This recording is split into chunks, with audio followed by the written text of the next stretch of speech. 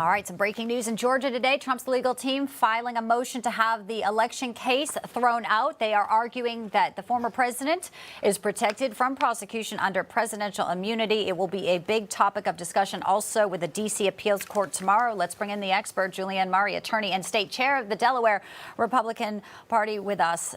Julianne, always a pleasure to have you. Thank you for being with us. Thank you so much. Always happy to be here, and Happy New Year to you. Happy New Year. And the New Year is kicking off with a lot of talk about presidential immunity. Obviously, Trump in Georgia today says Fani Willis should not be able to bring state charges.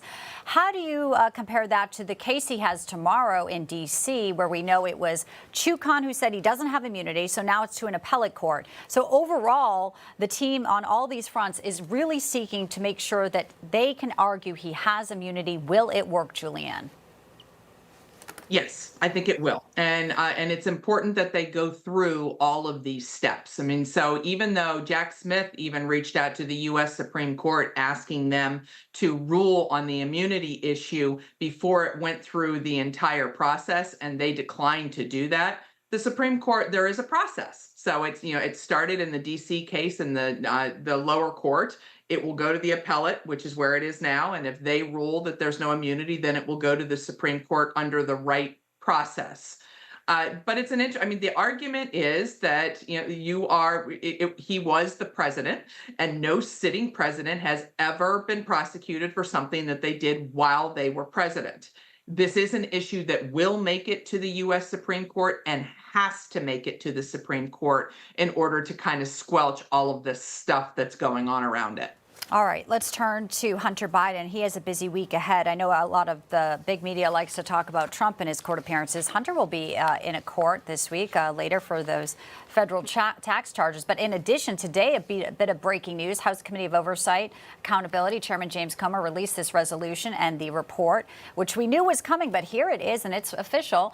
They're recommending the House of Representatives find Hunter Biden in contempt of Congress for not complying. There was a subpoena, as we know. Instead, he skipped out and decided just to talk to reporters with Eric Swalwell and his attorney, Abby Lowell, on the Senate side, mind you.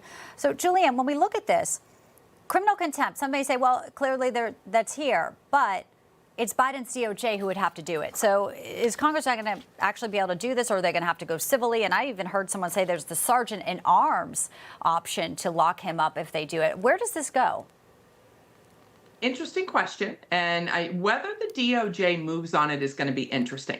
I think that, no one is surprised that this resolution has come about. I know that there are some that are saying that Hunter should, because Comer said you can appear however you want, that he was bound by that, which is absolutely ridiculous. The House has the power. The committees had the power to specify the time and the place. They specified it. He did not comply.